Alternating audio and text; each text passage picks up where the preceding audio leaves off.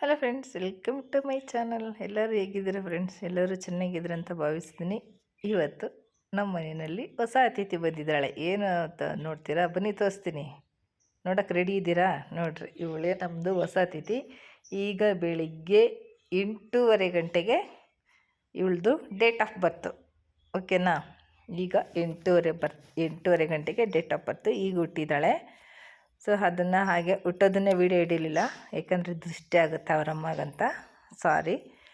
ನೋಡಿ, ಹುಟ್ಟಿದ್ದು ಎಷ್ಟು ಉದ್ದ ಇದ್ದಾಳೆ ಅಂದರೆ ಹೆಣ್ಣು ಕರು. ಇದು ಬೇಬಿ ಗರ್ಲ್.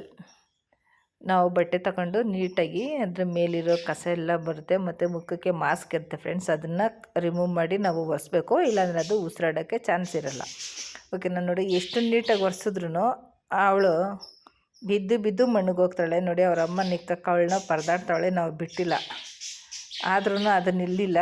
ಆದರೂ ಅವ್ರ ಅಮ್ಮನ ಹತ್ರ ಓಡಿ ಬಂದುಬಿಡ್ತು. ಸೊ ನೋಡಿ, ಅದ್ರದ್ದು ಕೆಚ್ಚಲು ತೋರಿಸ್ತೀನಿ ಬನ್ನಿ. ಈಗ ಹುಟ್ಟಿರೋ ಪಾಪದು ನೋಡಿ, ಇಷ್ಟು ಎಕ್ಸ್ಟ್ರಾ 2 ಇದೆ ಅಂದರೆ ಅದು ಚಿಕ್ಕದು ಎಕ್ಸ್ಟ್ರಾ ಬಂದುಬಿಡುತ್ತೆ. ಸೊ ಇನ್ನೊಂದು ಏನು ಫ್ರೆಂಡ್ಸ್ ಇದರಲ್ಲಿ ಅಂದರೆ, ನಾವು ಏನು ಕರು ಹುಟ್ಟುತ್ತಲ್ಲ, ತೊಪ್ಪಳ ಇದಿರ್ತಲ್ಲ, ಅದನ್ನು ನಾವು ಕ್ಲೀನಾಗಿ ಅದು ಒರೆಸ್ಬಿಟ್ಟು ಅದಕ್ಕೆ ನಾವು ಟೈಟಾಗಿ ಒಂದು ದಾರ ಕಟ್ಟಬೇಕು. ಯಾಕಂದರೆ ಅದು ಮಣ್ಣು ಸೇರಿಕೊಂಡ್ರೆ ಕರುದು ಕಾಲುಗಳು ಊದ್ಕೊಳ್ತದೆ, ಮಂಡಿ. ಅದಕ್ಕೋಸ್ಕರ ಅದನ್ನು ಕ್ಲೀನಾಗಿ ಒರೆಸಿ ಅದಕ್ಕೆ ಒಂದು ದಾರ ಕಟ್ತಾರೆ. ಕಡೆಗೆ ಅವರಮ್ಮ ನೆಕ್ಕೊಳಕ್ಕೆ ಸ್ಟಾರ್ಟ್ ಮಾಡಿದ್ವಿ, ಇನ್ನು ಕರು ಕ್ಲೀನ್ ಆಗುತ್ತೆ. ಓಕೆನಾ? ಹೇಗೆ ಅನ್ನಿಸ್ತು ಫ್ರೆಂಡ್ಸ್ ನಮ್ಮನೆ ಹೊಸ ಅತಿಥಿ? ನಿಮಗೆಲ್ಲ ಇಷ್ಟ ಆಯಿತು ಅಂತ ಅಂದ್ಕೊತೀನಿ. ಇಷ್ಟ ಆದರೆ ದಯವಿಟ್ಟು ಲೈಕ್, ಶೇರ್, ಕಮೆಂಟ್ ಮಾಡಿ. ಟೇಕ್ ಕೇರ್, ಬಾಯ್. ಹೋಗಿ ಬರುವೆ.